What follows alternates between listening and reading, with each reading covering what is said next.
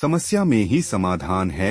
यह एक ऐसा मंत्र है जिसे हम सभी ने कहा है या सुना है, लेकिन क्या यह सच है? बहुत से लोग समस्याओं के सामने खड़े होकर बस इंतजार करते रहते हैं, आशा करते हैं कि समस्याएं अपने आप हल हो जाएंगे। यह एक सामान्य सोच है कि समस्या से बचने का सबसे अच्छा तरीका है कि हम इंतजार करें और उम्मीद करें कि समस्या खुद ही ठीक हो जाएगी।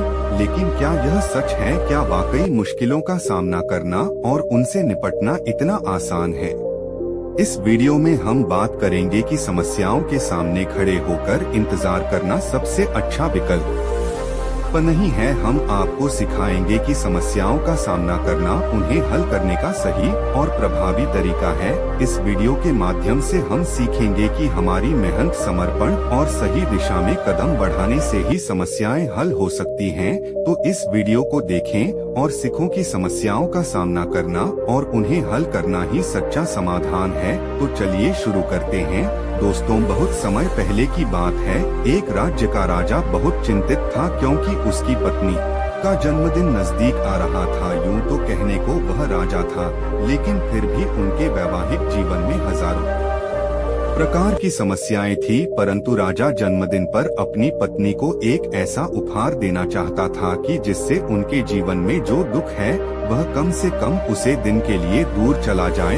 वह अपनी पत्नी को खुश करना चाहता था, किंतु आपने देखा होगा कि यह कार्य बहुत ही मुश्किल है, क्योंकि हम आज तक किसी को खुश नहीं कर पाए। हम चाहे लाख कोशिश यही क्यों न कर ले, लेकिन हम कभी किसी को खुश नहीं कर पाए, क्योंकि यह खुशी हमारे पास नहीं है और ना ही सामने वाले के पास है।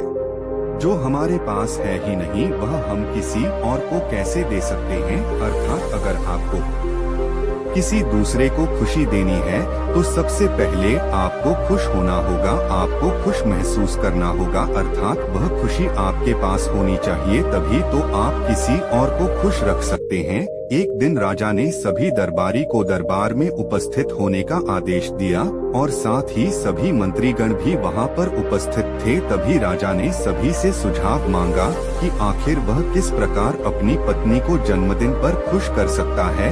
आखिर वह उन्हें कैसा उपहार दे जिस कारण राजा की पत्नी खुश हो सके। वहां पर उपस्थित सभी लोग अपने मन की बातें राजा से बताते हैं, परंतु राजा को वहां पर उपस्थित किसी भी व्यक्ति का कोई सुझाव पसंद ही नहीं आया। एक दिन समझ के वक्त राजा अपने रथ से कहीं जा रहा था, तभी रास्ते में उसने एक बहुत ही सुंदर मूर्ति देखी। वह मूर्ति बहुत ही सुंदर और आकर्षक थी। उसे देखकर ऐसा प्रतीत होता था मानो उसे मूर्ति में जान हो। उसे मूर्ति को देखकर राजा बहुत प्रसन्न हुआ और वह तुरंत ही मूर्तिकार के पास पहुंचा और राजा उसे मूर्तिकार से कहता है, तुम तो बहुत बड़े कलाकार हो, तुम्हारी मूर्तियों में चांद नजर आती है। ऐसा प्रतीत होता है कि तुम्हारी मूर्तियां जीवित है। हम तुम्हारी मूर्तियों को देखकर बहुत प्रसन्न है। हम चाहते हैं कि तुम्हारी सारी मूर्तियां हमारे दरबार में शामिल हो। यह सुनकर वह मूर्तिकार बहुत प्रसन्न हुआ, जैसे उसे कोई खजाना मिल गया। लेकिन तभी राजा ने उसे मूर्तिकार से एक और बात कही, देखो मैं चाहता हूँ कि तुम मेरे दरबार में शामिल हो जाओ, किंतु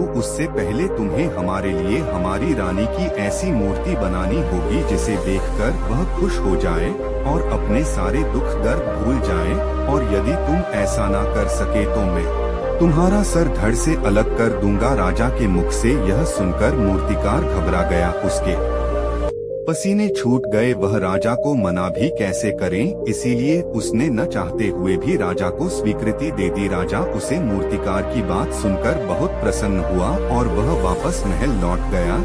लेकिन उधर दूसरी तरफ जो मूर्तिकार अब तक बहुत प्रसन्न था, जो अपने मन से मूर्तियां बनाया करता था, जो हमेशा खुश रहता था, अब वह दुखी हो गया था। वह गहरे दुख में चला गया था। वह डर के कारण रानी की मूर्ति, परंतु जो भी मूर्ति बनाता था उसे मूर्ति को देखकर ऐसा प्रतीत होता था मानो वह मूर्ति बहुत दुखी है, उसे किसी प्रकार का कोई दुख है। एक के बाद एक उसने कई सारी मूर्तियां बना डाली, परंतु कोई भी मूर्ति ऐसी नहीं थी जिसे देखकर कोई भी खुश हो सके, जिसे देखकर यह प्रतीत हो कि मानो उसे मूर्ति में जान है और वह मूर्ति देखकर कोई भी अपना दुख भूल जाए।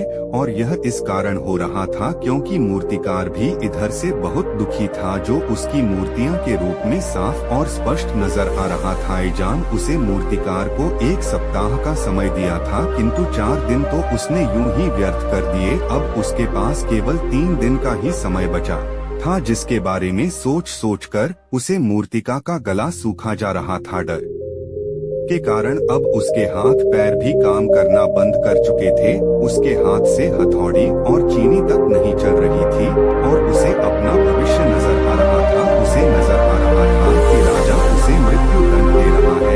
उसके बाद उसके परिवार का क्या होगा, उसके परिवार को कौन संभालेगा, यह सोच सोच कर उसे मूर्तिकार का मन बैठ जा रहा था। तभी उसने एक योजना बनाई। वह अपने परिवार को साथ लेकर रात ही में गांव छोड़कर चला जाएगा। यह सोचकर वह तुरंत घर लौटा। उसने सारा सामान बांध अपनी पत्नी और अपने बच्चों को भी तैयार किया। वह जैसे ही घर से निकलने वाला था कि तभी उसने देखा कि राजा के सिपाही वहां पर तैनात थे। यह देखकर वह मूर्तिकार और भी घबरा गया। वह समझ नहीं पा रहा था कि क्या करे। यदि वह यहाँ से भागने की कोशिश करता है और पकड़ा जाता है तो राजा उसके साथ साथ उसके परिवार को भी मृत्यु दंड दे देंगे। वह कुछ समझ नहीं पा रहा था। तभी वह जमीन पर बैठ गया और रोने लगा और अपनी पत्नी से कहता है, अब से तुम्हें बच्चों का ख्याल रखना होगा। मेरा और तुम्हारा साथ यही तक था, क्योंकि राजा ने जिस प्रकार की मूर्ति का मुझे आदेश दिया है, मैं उसी प्रकार की मूर्ति नहीं बन पा रहा, जिस कारण राजा मुझे मृत्यु दंड दे देंगे। वह मेरा सर धड़ से अलग कर देंगे और उसके बाद तो तुम्हें ही बच्चों का ख्याल रखना होगा। इतना कहकर वह जोर जोर से फूट फूट कर रोने लगा। देखते ही देखते रात बीत गई और अगले दिन सुबह सुबह उसे मूर्तिकार के दरवाजे पर एक गुरु भिक्षा मांगने आए। मूर्तिकार ने उन्हें भिक्षा ला कर दी तो मूर्तिकार बहुत परेशान लग रहा था, जिसे देखकर गुरुवार उसे मूर्तिकार से कहते हैं, बेटा हमारे जीवन में दुख और सुख तो आते ही रहते हैं। हमारे जीवन में दुख और समस्याएं तो होती ही हैं, किंतु इन सभी दुख और समस्याओं का समाधान और निवारण भी होता है, परंतु हम केवल दुख और समस्याएं ही देखते हैं। उन दुख और समस्याओं के छिपे निवारण और समाधान को हम कभी नहीं देख पाते। यदि तुम ध्यान से देखोगे तो हर समस्या का समाधान है और हर दुख का निवारण भी है। मैं यह अच्छी तरह जानता हूँ कि तुम यहाँ से अपनी पत्नी और बच्चों को लेकर भाग जाना चाहिए, किंतु ऐसा हो नहीं सका। उसे मूर्तिकार ने जब गुरु के मुख से यह बातें सुनी तो वह उनके चरणों में जा गिरा और हाथ जोड़कर उन गुरुवार से कहता है गुरुवार आप ही बताइए मैं क्या करूं। राजा ने मुझे मूर्ति बनाने का आदेश दिया है, किंतु मैं चाहकर भी मूर्ति नहीं बन पा रहा और यदि मैं मूर्ति नहीं बनाई